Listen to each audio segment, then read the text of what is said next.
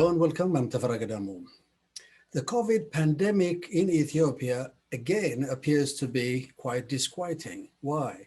And what needs to be done to address that problem? My guest today, Dr.Wondwossen Amogne, is Associate Professor of Internal Medicine and Infectious Disease at the Addis Ababa University's School of Health Sciences. Thank you, Dr. Wondwossen Amogne, for joining me here to talk about the COVID infection surge, for that matter, in Ethiopia, and what's exactly being done to address that problem in the country. Thank you very much indeed. Yeah. Now, particularly at this point, what do you think is happening? Why do we have this surge? Why are we witnessing this surge, which has, the Ministry of Health has issued basically what we possibly could call a very alarming, if you will, statement, right? Yeah. Actually, the surge under quote is primarily due to lacks in our preventive measures. Absolutely, it was nearly forgotten. Masks were supposed to be, used by everyone, but if you look at, if you observe in the street, you see the number of people who have masks are few in number, and social distancing is also abandoned. And you see now, COVID is in a pandemic proportion all over the world. And we recently started vaccination, and vaccination is being given only now for healthcare workers. The other population is not getting any means, doesn't have any means now. So the only way we can, slow down the progress of the disease is by strictly applying the preventive measures, which are masks, universal masking, social physical distancing, and frequent hand hygiene. These are nearly, initially during the beginning of the pandemic, these were being exercised, and the governments, authorities in the governments were authorizing. Now, if you look at the Ethiopian television, people addressing, having meetings, you see rarely having masks. And that's part of the reason, I would say, the main reason why we face a present surge is because of our lacks in our preventive measures. And the other thing is, these days, the variants are spreading. We don't do viral sequencing. The virus has changed, and a new viral strain, we call it variant, is spreading from South Africa, Brazil, and from the United Kingdom, and as you might have known, also from the United States. Some countries in Africa have reported, 90% of these cases are from these new strains, like South Africa, Zimbabwe, recently also reported from Somalia and Kenya. So a number of reasons could be mentioned, but primarily the main reason is, because of lacks in our preventive strategies. Which means observe the regulations that were put in place in the first place, right? Social distance was important, and largely mask wearing masks was top on the list. And as you rightly say, we don't see so many people on the streets wearing masks and so on. And actually, social distancing has become the thing of the past. And why? Absolutely, yeah. Is it because then why weren't the relevant authorities, communities, and whoever they are, didn't try to observe these important ingredients as far as preventing oneself from infection is concerned? Yeah, one of the reasons is fatigue, because you see, COVID has affected every part of our lives, not only health, the economics, the schooling of our children, the social gatherings. Nowadays, we find it very difficult to attend funerals, wedding ceremonies, social events, to watch, football matches and so on. Every part of our life is really affected. So one of the reasons why you see such a lax in the preventive strategies is maybe people are really fatigued, they are worn out. So they want outlets. And this is a high time that we need a vaccine, because whenever you have, whenever you want to implement such strict preventive measures in anywhere in the world, you'll see that people get fed up, and you see that such leniencies will lead to, for scale up of the pandemic. That happens everywhere. So this is what I mean is this is high time that we need a vaccine for everyone, and Yeah, starting from the high risk, to the most vulnerable population. yeah, we'll talk about that. We'll talk about that in a bit. But when you said fatigue, obviously, in the recent paper that you and your colleagues authored on perceptions and attitudes of residents in Addis Ababa, you concluded basically that 58% of your respondents had a moderate knowledge about the vaccine, right? Absolutely. Yeah. So what Yeah. what you basically concluded that people actually know very well the nature of COVID, right? Absolutely. Yeah. Now, how COVID is being transmitted, the knowledge, I think most people do have the knowledge, but what matters most is changing practice and attitude.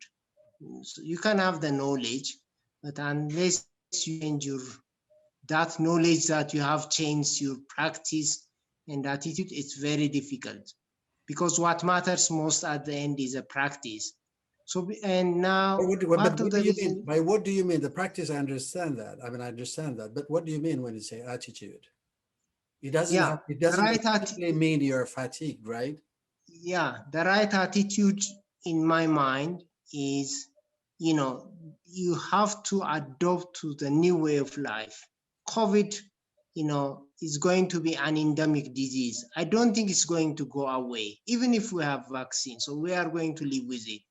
So we have to adopt to the new way of life, which is, mask every day, and keeping social and physical distancing and frequent hand hygiene, the kind of life which we used to live before. I don't think we can live similar kind of, that kind of, attending churches in thousands, going to stadiums and having, social gatherings, family mixing and so on.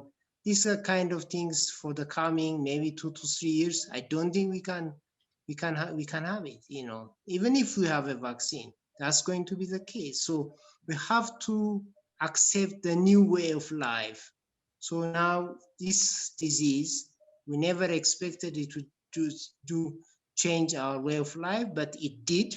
So we have to accept it, and the right attitude, can I live, how can I live with disease, that's the main thing. And then, in order to, once you convince yourself, you have the right attitude, and then you daily practice the preventive measures. That should be your routine, day to day. You start in the morning, and until the evening when you are back home, you just have to follow strictly. Any Okay. gap in this, you see what happens is a little gap in these preventive measures, then that's how you got it. You But see, changing the way you do things from an old practice, from an old routine, as you said, into a new one is a very arduous, a very challenging one. absolutely. Yeah, that's where we face a problem. You see, we cannot control COVID in a single measure, like with applying preventive strategies. And you see, combine, first, in addition to implementing strictly, the measures, like what the Chinese did. Sometimes I believe it's not sometimes. In most of the times, I think law enforcement, punitive actions, and the like, are required in conditions like COVID, because unless there is the only way you can you can have everybody stick to these measures is by having kind of laws, legislations, and if people fail to adhere, then punitive measures needs to be taken. Do you There is think no way out. Right, I know. I know what you mean, but would only punitive measures work, you think? No, we have to teach, and if people fail to comply, like for instance, if you are driving and the light is red, you have to stop. And if you go, then the traffic man will penalize you. So you know it. So I mean, the rules have to be respected. Teach, but it's more than 1 year. The number of cases is daily increasing. The death toll is beyond our imagination. And now we are at a point where nearly all our hospital beds are occupied. We don't have beds in the ICU. The ventilators are all occupied, and people are waiting for mechanical ventilators. And now we are at a very critical stage. So there is no way out for a country like ours, Unless we do that, we will end up being like in Brazil, Brazil, the system is collapsing. There is no way that we can save our health system from collapsing unless we take strict measures. How close? It's very expensive. Yeah. You're not saying that we are close. Caring for a patient with COVID is very, very expensive. Very expensive to the family, very expensive to the health system. And, the drugs are very expensive. And a poor country like Ethiopia can't afford. So, but do you think also some kind of social mobilization is very important? Because Absolutely. it looks like one of the culprits would be the way we live our lives, and we're a little bit too communal, are we not? Absolutely. It should start from government authorities. They have to be example. Whenever they have meetings, all have to have face masks. There should not be anyone without face mask.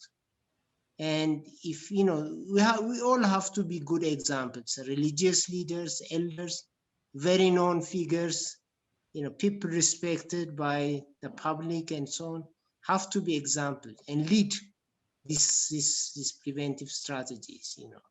So we all have to, what we have to understand is now we have a disease, and this disease is going to stay with us. And the only way we can survive is by adjusting to the new way of life. That has to be really accepted by everybody. Right at the beginning, I'm talking about close to a year ago, we were doing what you exactly say now. I mean, leading by example, cutting back on meetings, social distancing, and all, which is not the case as we speak today, right? Absolutely. You see political meetings and so on without people gathering and celebrating, holidays, social events, and public holidays too, without masks and close together, one very close to the other. I'm absolutely wrong. Absolutely wrong. So we pay the price. Who pays the price? The family pays the price. The doctors caring for the patients. Our friends are paying the price. Some of our colleagues are sick, and some had even died, and others are in hospital fighting for their life. This is all because it took for a country like Ethiopia to have, doctors well experienced. It takes years, and the amount of money it spends is too much. The country is paying the price, not only the families. Have you recently visited some of the health facilities that you're talking about? Absolutely, yeah. So Yeah. I'm just elaborating on what you started early on in this conversation. Visualize your visit for us. You see, if you are somebody, let me give you an example. If someone is suspected of COVID, then people are very reluctant to attend to him because it's a contagious disease. So what you think is, I could contract it and I could die from it. So the care that's, it's obvious that the care that, the patients receive is not the same as the care that you used to give before COVID was in the picture. It's a disease which stigmatizes, obviously, not only the patient, but also the family. If somebody dies from COVID, then, people attending the funeral and so on, you see, being very careful because they think that they are going to get it. So now the problem we are facing is the number of cases, newly infected cases, is daily increasing. And when patients are admitted with severe or critical illness, we know that they are going to stay for days, weeks, or even months. So the bed occupancy rate has increased. So now what we are facing is when a new patient comes who needs hospitalization, the number of beds are already few and they are occupied. So you see patients in a family moving from one hospital to another looking for bed. In between, some die, some patients die at home. So the figures that you see quoted are people with proved confirmed infection, but a number of people die without being tested and at home, not in a hospital. So the death number is underestimated, I would say, and the number of cases reported is also an underestimate. The case is the same outside of Addis Ababa, is that correct? Absolutely, Mhm. yeah. So the cases that are reported are those cases who were tested and confirmed positive. And if you take the test, some of the negatives are false negatives, like 30% of the negative tests, 30 to 40% of the negative tests are falsely negative. They actually have the disease. So it's an underestimate. The 2,000 to 100,000 number is quite an underestimate. Interesting. So beyond taking punitive measures, beyond putting in place regulations to address this pandemic, reward and punishment, if you will, one of the most important elements in this conversation would be, those injections, those doses, those vaccines, right? And we only managed through the COVAX facility, that initiative, only to get a little over 2 million doses. That would be only enough to inject to inoculate only 1 million. 1 million, because you need Yeah, to get just 2 doses. The second one being the booster. yeah. Wow, we are a Absolutely. long way from there. Absolutely. And yesterday or the day before, we managed to get some 300,000 Sinopharm from From China. China. Yeah, that's going to for 150,000 people. So Ethiopia has a population of 100 million, over 100 million.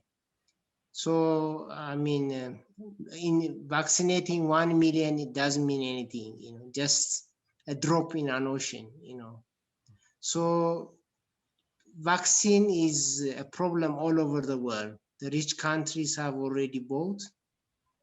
They are reluctant to give vaccine to the poor nations. And I think, everyone has to understand no one is safe until all of us are safe. People in the US, everybody could get the vaccine in Europe, but if Africa is not vaccinated, new strains would emerge from Africa, and from a year ago from China, and nobody thought that COVID would be such a huge blow, that would last for more than a year. Nobody thought this would be the case in December 2019.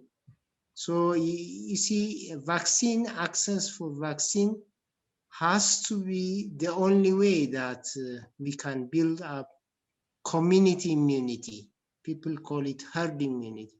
Mm-hmm. So the way that, unless 60 to 70% of the population is immunized, it's very difficult to control this disease. It will continue.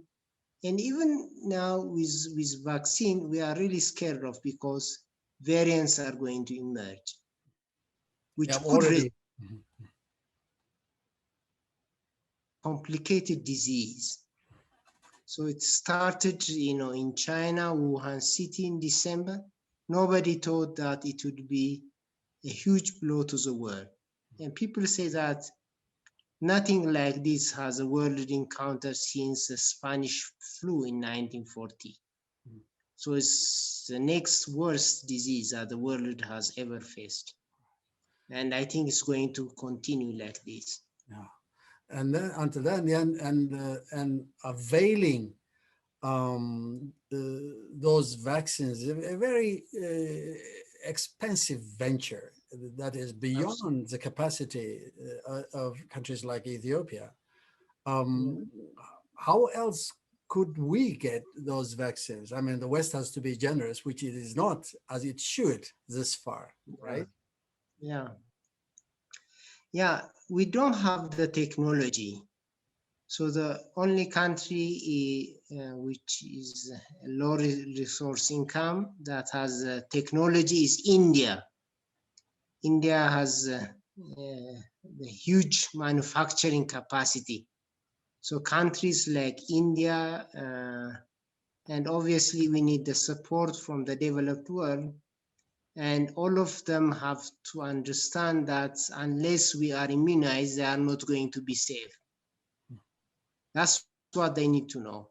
Unless we are immunized, unless we are protected, they are not going to be protected, even if they are immunized. So I mean, the world has to support one another. It's a disease that unless we work together, very difficult to overcome.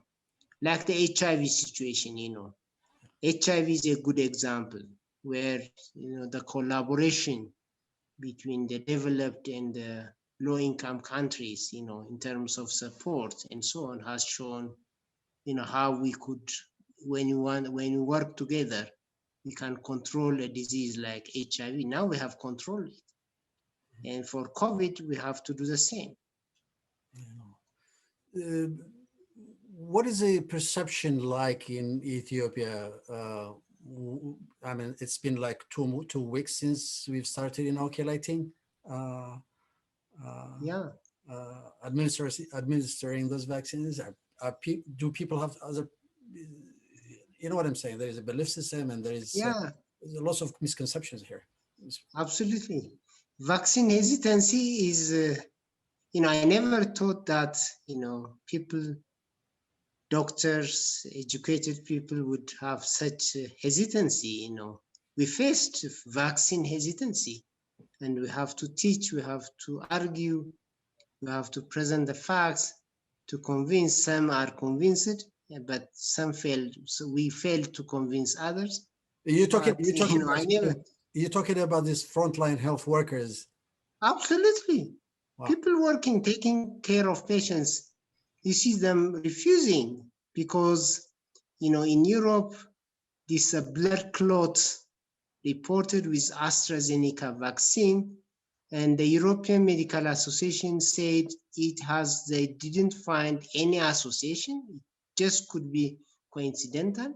But even, you know, they vaccinated in Europe 5 million when they found out 30 patients, 30 individuals, 30 vaccinees with thrombo, you know, blood clots. So they said that when compared to the general population, you know, this incidence is not in any way different. You know, like any other drug or vaccine, the vaccine could have rare side effects. It is possible, but the benefit outweighs much, by far outweighs the risk. So now we are facing, you know, when we are fighting for more vaccines, at the same time, paradoxically, we are also facing vaccine hesitancy, which we should have fight, you know, which we need to fight. It's amazing. You know? I know. On the one hand, we say we need vaccine. On the other hand, you see people refusing to get vaccinated. And that's really, for me, unacceptable. I guess we need to march that up. Thank you very much for your time. It was really an insightful conversation that we had with you. Thank you again, Dr. Wondwossen, for appearing on this show to talk about this very, very critical situation that Ethiopia finds itself in as far as COVID-19 is concerned. Thank you very much indeed. Thank you.